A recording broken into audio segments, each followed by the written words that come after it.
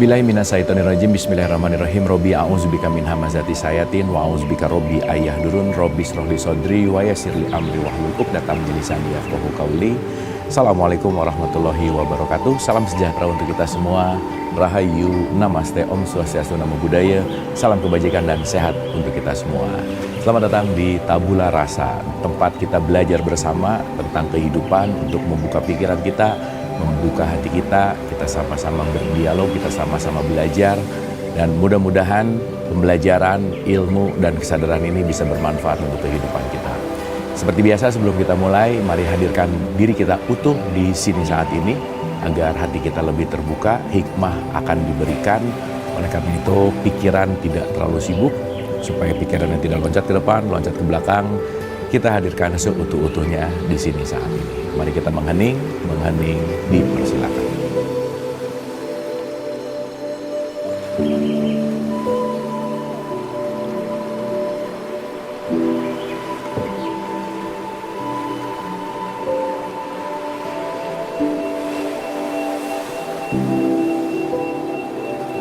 Selesai? Terima kasih. Semoga senantiasa kita sudah ada di halaman yang sama, dalam vibrasi energi frekuensi yang sama, sehingga kita siap sama-sama menjadi murid yang selalu belajar dan tidak pernah bosan untuk selalu mengingatkan di awal bahwa saya bicara bukan mau menceramahi, bukan berarti lebih tahu, bukan berarti lebih mendalam ataupun untuk menggurui, tetapi kita sesama murid yang sedang belajar, kita sesama pejalan yang sedang selalu mencari kebenaran untuk saling membuka pikiran dan membuka hati kita. Kita akan berbicara tentang getaran, di mana berbicara tentang hukum semesta. Nomor satu, hukum semesta yang selalu kita penting untuk kita sadari bahwa segala sesuatu dalam kehidupan ini adalah bergetar, atau yang sering kita sebut sebagai yang namanya vibrasi. Memahami getaran atau vibrasi ini adalah salah satu jalan juga untuk bisa bagaimana kita memahami diri kita. Kembali kepada satu statement yang selalu kita ingat, saya rasa, dan ini penting. Man arafah nafsah faqad arafah robbah. Siapa yang mengenal dirinya, dia mengenal Tuhannya. Dimana kalau kita berbicara tentang ketuhanan, tentu sangat terikat dan terkait dengan kesemestaan. Dimana semesta itu juga punya hukum, dan salah satu hukumnya adalah getaran.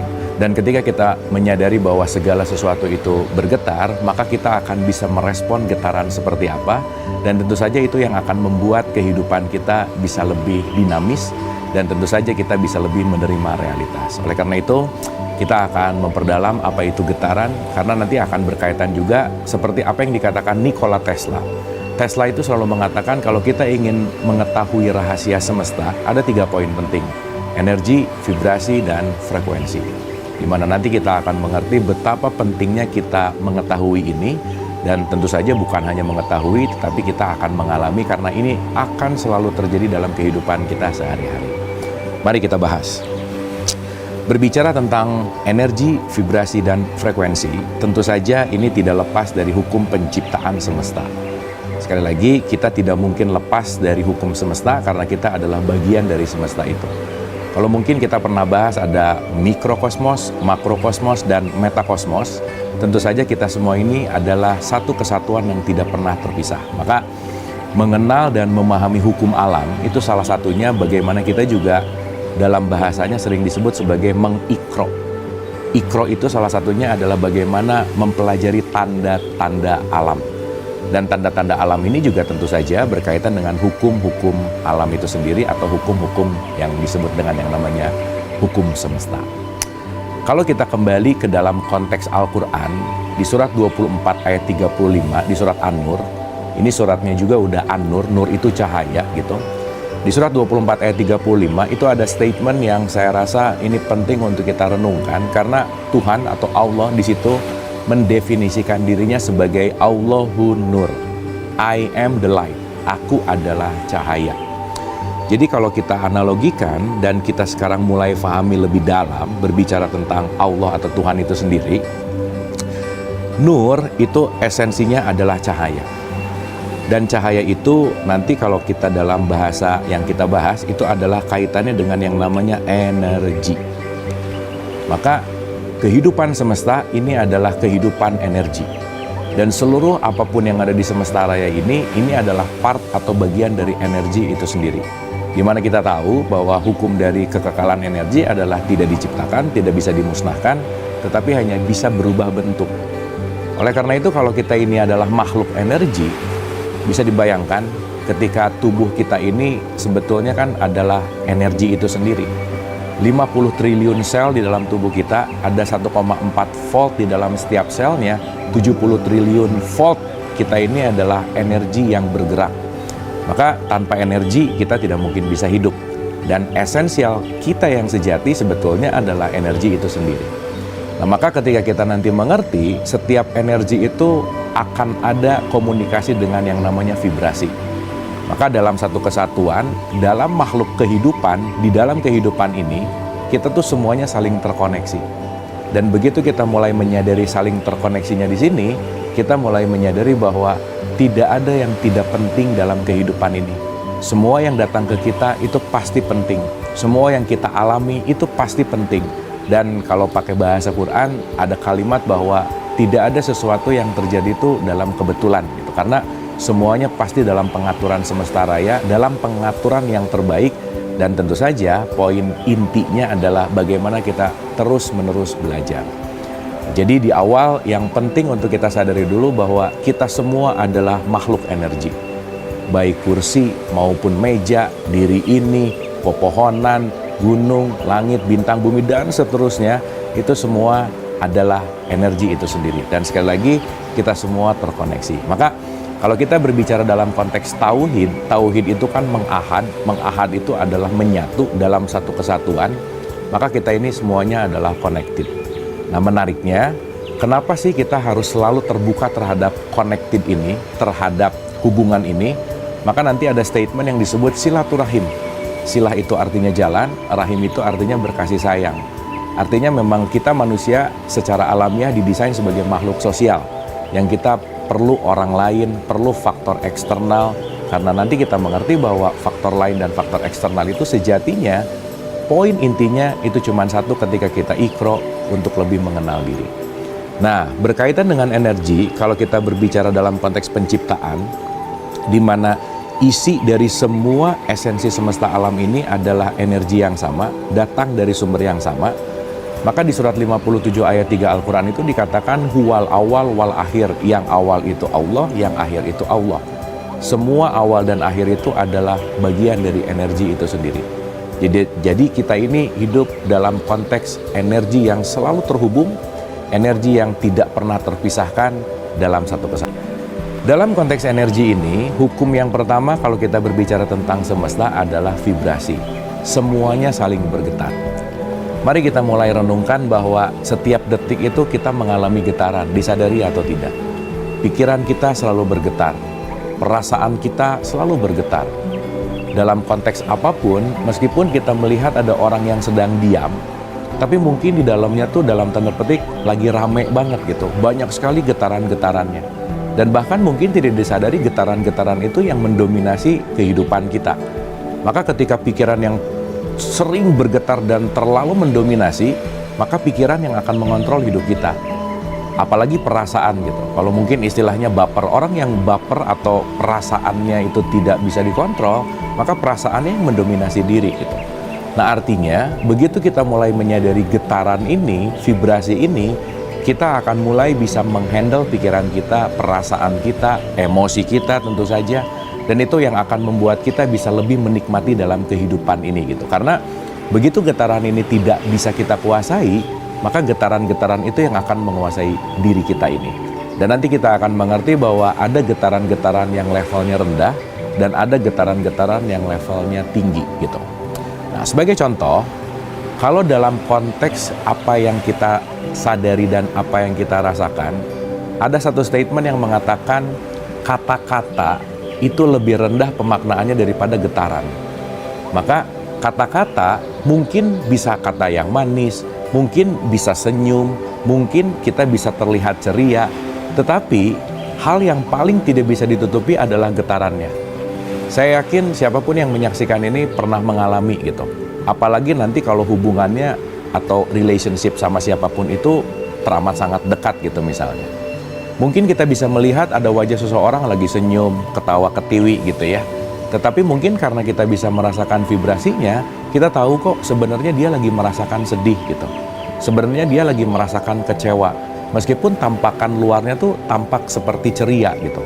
Karena nanti kita akan mengerti bahwa yang akan sampai itu sebetulnya adalah getarannya.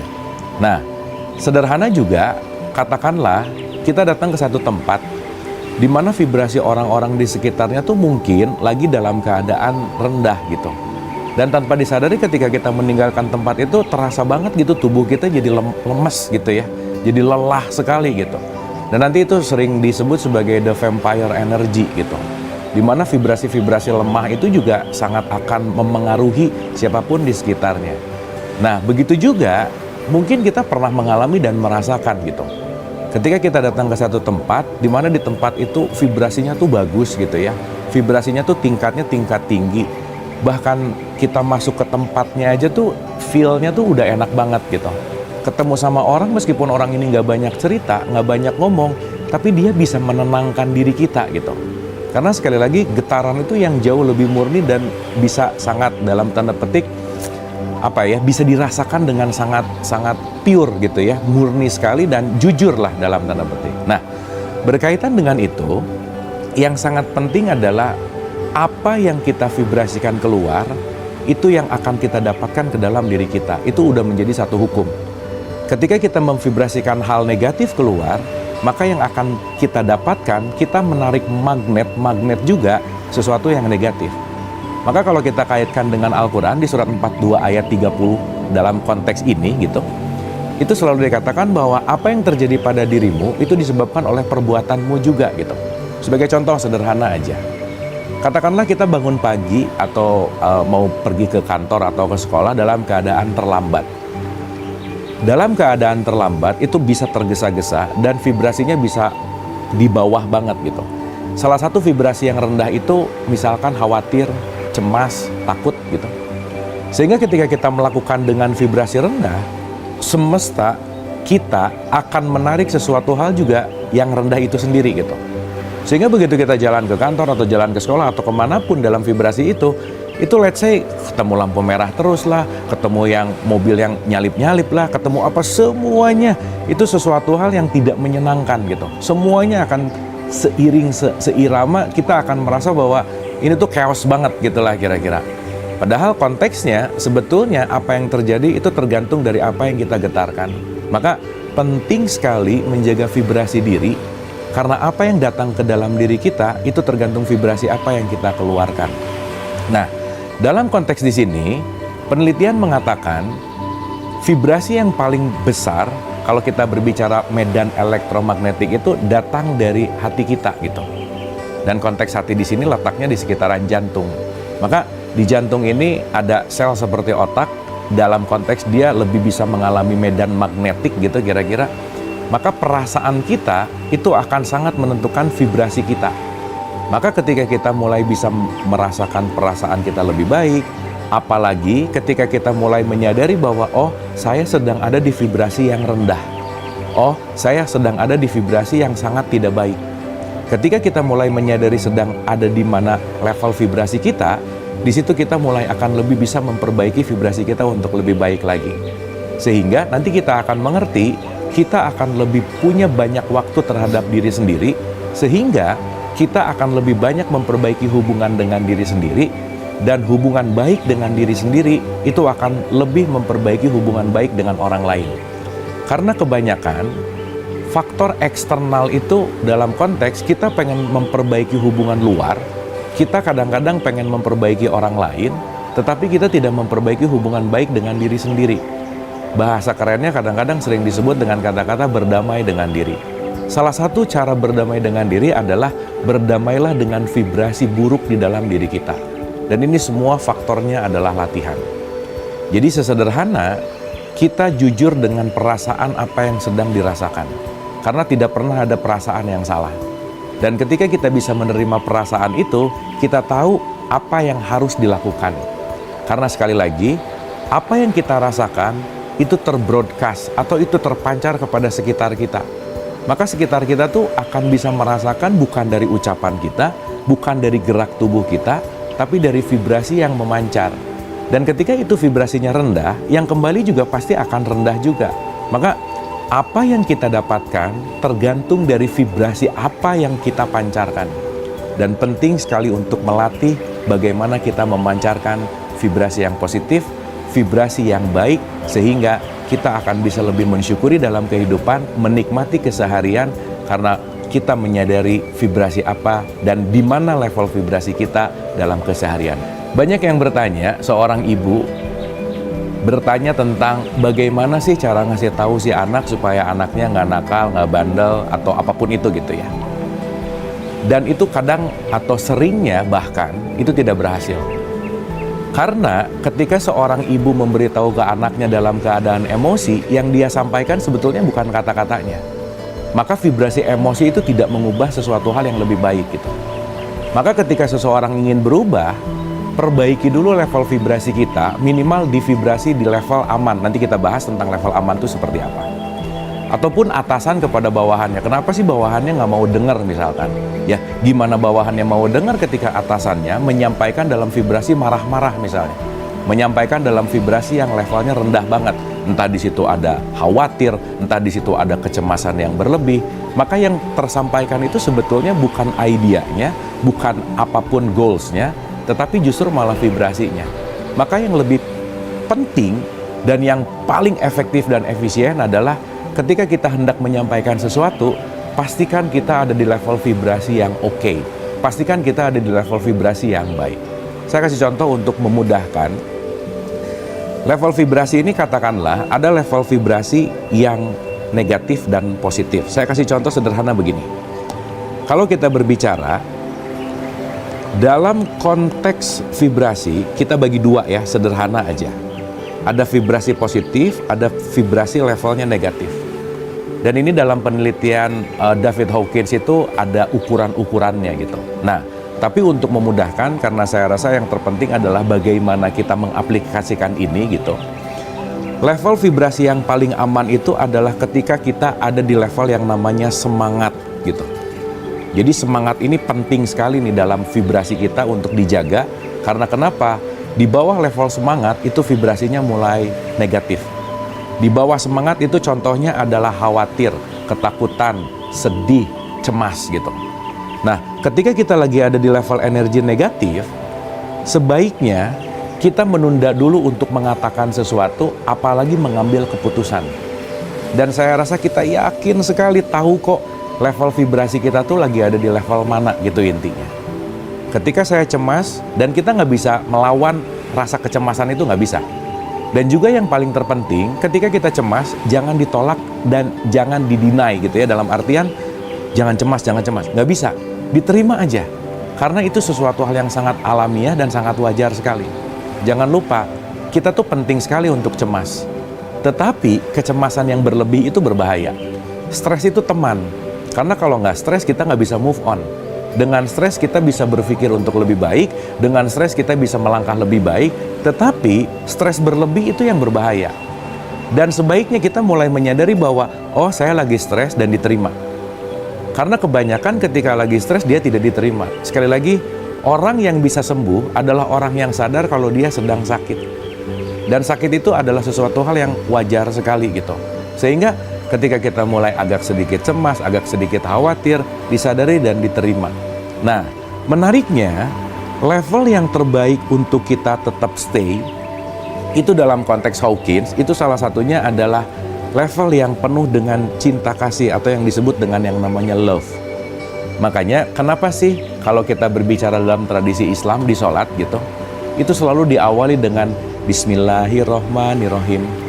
Atau Nabi Muhammad pernah bersabda bahwa tertolaklah amal seseorang ketika dia tidak mengucapkan basmalah gitu.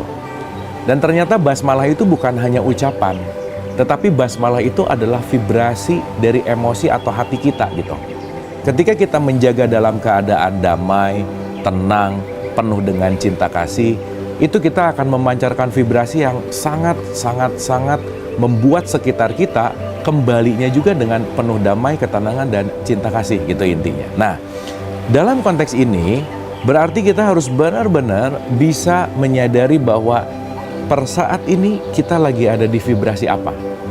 Contoh, ketika kita mau menyelesaikan satu masalah, mau berbicara dengan siapapun, pastikan ketika kita mau berbicara, level emosi kita tuh dinaikkan dulu, at least ke level semangat, dan mudah-mudahan kita masuk ada di level tenang, damai, dan penuh cinta kasih. Dan menariknya, untuk menaikkan level ini, itu kadang kita perlu jeda sejenak. Kita perlu hening sejenak. Itulah kenapa dalam tradisi Islam ada sholat 5 waktu. Sholat 5 waktu itu sebetulnya kalau kita lihat di YouTube gitu ya, ada icon pause gitu ya. Kita sebetulnya pencet pause sebentar, karena dengan pause sebentar kita menjaga jarak dengan pikiran kita menjaga jarak dengan perasaan kita menjaga jarak dengan emosi kita. Semakin kita menerima perasaan, emosi, dan pikiran kita mulai bisa menaikkan level energi ini at least ke level yang lebih tenang. Mungkin kalau dalam perspektif nafsu, itu ada level amarah, lawamah, dan mutmainah gitu. Ketika di level amarah, itu bergumul sekali gitu. Dan sebaiknya ketika perasaan nggak enak gitu ya, level vibrasinya rendah, itu dipersedikit untuk kita berbicara kepada siapapun gitu. Karena level apapun yang ada di dalam diri kita, yang dikeluarkan dalam pembicaraan, impact pembicaraannya pasti level vibrasinya juga akan rendah sekali. Maka menarik sekali Nabi Muhammad selalu mengatakan bahwa kalau kamu lagi marah berdiri, duduk dulu. Supaya at least itu ada peningkatan level vibrasi, tidak di level marah gitu. Kalau duduk masih marah ya berbaring dan seterusnya gitu intinya. Nah, dasarnya yang mulai kita harus sadari, kenapa sih orang jarang mau dengar ucapan saya? Kenapa nggak mau nurut? Itu jangan langsung nyalahin siapapun yang di luar diri kita. Jangan-jangan ketika kita berucap, ketika kita mengatakan sesuatu, kita berbicara di level vibrasi yang rendah, yang tidak memengaruhi kedamaian orang lain, yang tidak memengaruhi kebaikan orang lain. Karena kenapa? Pancaran vibrasinya datang dari diri kita sendiri. Maka penting untuk kita melatih. Salah satunya dalam tradisi Islam, sholat itu sendiri gitu. Jadi sholat itu sangat banyak manfaatnya. Salah satunya adalah kita punya pause moment gitu. Kita punya jeda terhadap pikiran, perasaan, emosi kita, sehingga di situ kita mulai bisa merasakan bahwa oke, saya harus meningkatkan vibrasi level rendah saya untuk masuk ke vibrasi yang levelnya tinggi gitu. Maka kenapa sih di akhir sholat itu ada salam kanan, salam kiri, damai kanan dan damai kiri? Karena di level kedamaian itu vibrasi akan berlaku lebih baik, dan ketika kita ada di level love atau cinta, kita akan memberikan dampak positif vibrasi kepada lingkungan sekitar kita, maka keberadaan kita akan menjadi penenang bagi siapapun, akan menjadi solusi bagi siapapun, dan keberadaan kita itu akan sangat bermanfaat bagi siapapun. Oleh karena itu, pastikan kita melatih dan merasakan di level mana vibrasi kita, lebih peka terhadap diri kita, lebih bisa berkomunikasi dengan baik, dan lebih bisa memperbaiki hubungan baik dengan diri kita. Dan dengan kita memperbaiki vibrasi diri kita, kita akan memperbaiki kehidupan kita. Kita akan memperbaiki relationship sama siapapun, dan relationship yang baik itu akan membuat hidup kita jauh lebih damai, jauh lebih bahagia, dan kita bisa mensyukuri hidup apa adanya. Semoga bermanfaat. Terima kasih atas perhatiannya. Wabillahi taufiq wal hidayah. Assalamualaikum warahmatullahi wabarakatuh.